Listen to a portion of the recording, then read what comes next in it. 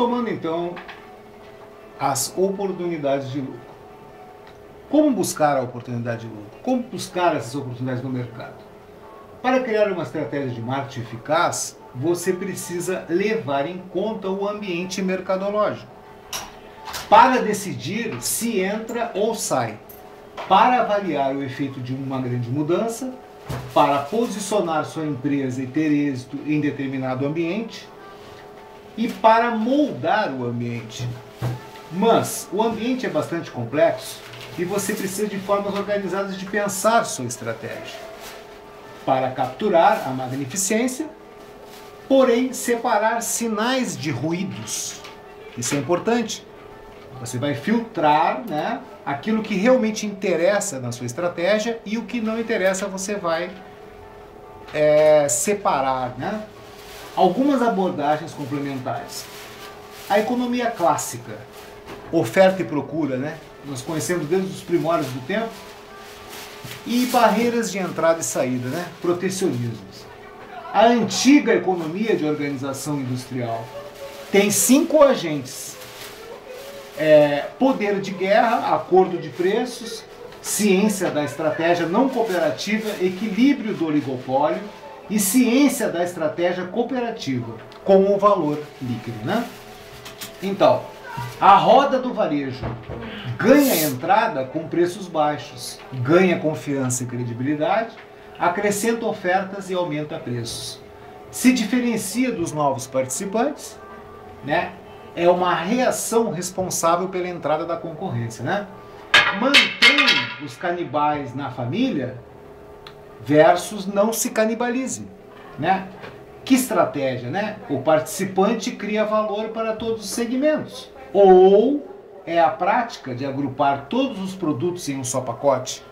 Ou seja, vamos criar valor para determinado segmento ou agrupar todos os serviços e produtos num só segmento ou num só pacote. Algumas abordagens complementares sobre essa primeira fase, falando de economia clássica, né, da oferta e da procura, e da antiga economia de organização industrial. Temos os 5 agentes, né? A ciência da estratégia não cooperativa, que é o equilíbrio do oligopólio, a ciência da estratégia cooperativa, que se refere ao valor líquido, né? Da oferta e da procura aos 5 agentes. Então passamos de uma situação anterior de oferta e procura para fazer uma pergunta: o que determina o equilíbrio da oferta e da procura em longo prazo? Barreiras de entrada e de saída? Ou seja, eu barro meu concorrente, né? ou eu baixo o preço do meu produto para obrigá-lo a lançar o seu produto mais barato? O que determina os efeitos de um desequilíbrio temporário na lucratividade? O poder da guerra? Acordo de preço? Muito bem, gente. Precisamos conhecer as determinantes da posição e da forma das duas curvas, como acontece. Em uma empresa de serviços, partes importantes do produto, entre aspas, são criadas pelos estrategistas da linha de frente. Toda vez que eles atendem um cliente, colhem uma informação e desenvolvem um novo serviço. Muitas empresas descartam várias informações sobre as necessidades dos clientes, o que é um erro, né? Ou seja, essas pessoas que fazem um atendimento, que são a linha de frente, elas são posicionadas exclusivamente para estudar as necessidades do cliente. Você precisa fornecer a eles informações sobre custos e incentivos. Erros, indiferenças e ofensas podem encarecer a utilização dessas informações.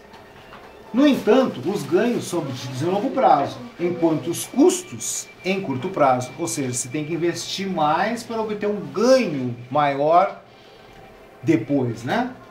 Gerenciamento de reclamações nada mais é do que investimento na empresa, né? Precisamos ouvir os clientes.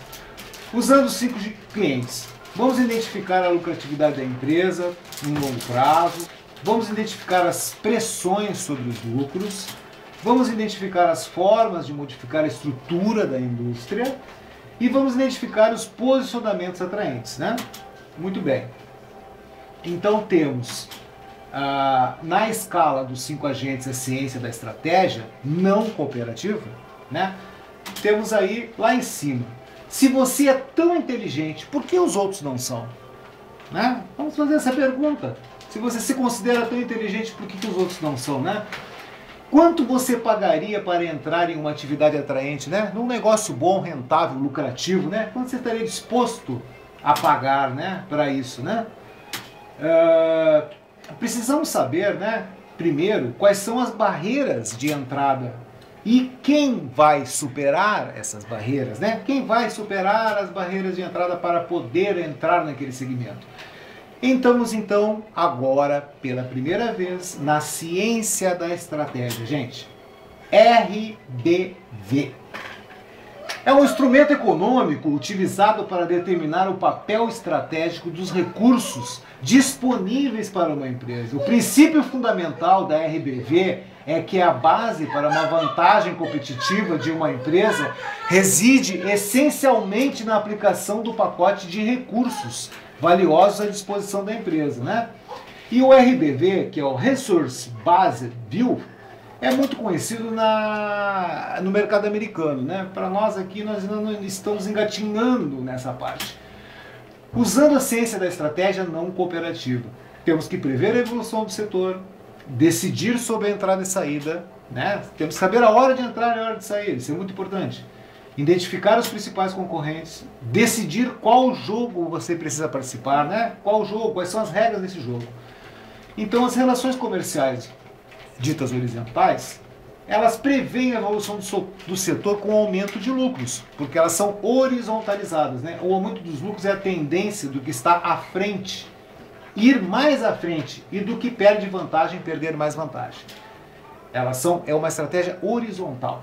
As pequenas diferenças nas condições iniciais podem causar grandes diferenças nos resultados de longo prazo. Às vezes uma pequena diferença hoje resulta num grande prejuízo amanhã. Exemplo, os efeitos de rede podem ofuscar os efeitos dos produtos, né? Digamos assim, bons produtos podem arruinar os produtos que se adaptam melhor, entre aspas, né? Porque se nós temos bons produtos e encontramos um produto que se adapta melhor àquele bom produto, entre aspas, certamente ele vai acabar ocupando aquele espaço, né? Relações comerciais verticais, né? Que são de uma forma verticalizada, né? De baixo para cima, da ciência estratégica não cooperativa à cooperativa, né? Saímos de uma área para outra. Então, no longo prazo, esperaríamos a estrutura mais eficiente do setor, a que cria valor, mais valor no todo. Dividir a torta é uma outra questão, né? Então, a questão de termos ou não termos resultado, de ganharmos ou não ganharmos, está intrinsecamente ligada à estratégia. Agora, a divisão do bolo, a divisão do lucro, aí é uma outra questão, né, gente? Então, qual jogo todos nós precisamos participar, né? Como podemos evitar de nos matarmos uns aos outros, né? Na ânsia, na ganância de querermos faturar, de querermos sermos os melhores, né? Temos que ter uma estratégia. Ou seja, no longo prazo, esperaríamos a estrutura mais eficiente do setor, né? A que cria mais valor. Então, com isso, encerramos por hoje e daremos continuidade, então, à segunda parte e, finalmente, à terceira parte. Muito obrigado a todos pela paciência. Alexandre Horn, publicitário, consultor de comunicação e marketing, postando no YouTube as informações sobre estratégia de marketing e o Workshop of Business 2010. Muito obrigado.